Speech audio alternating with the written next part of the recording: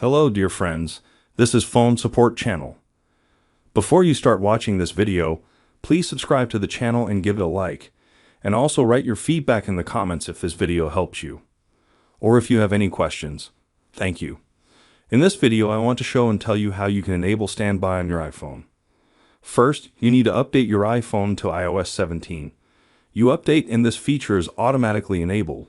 To see this feature, you go into Settings, update your iOS version to version 17. Then you go a little lower and find the item Standby. This checkbox should be enabled here. Next, in order for this function to start, you need to take a natural charging station. You put your iPhone to it. If you don't have such a station, you take any device. For example, I'll take a power bank. I plug it into my iPhone. I also turn my phone upside down and put it like this. We wait a couple seconds. Watch. Lock the screen. Press the screen, and we see that the standby feature is already on. A very cool feature that was added in the new version of iOS 17. Here you can choose the view that will be displayed on your screen. You swipe and choose what you prefer. You can also swipe to the side.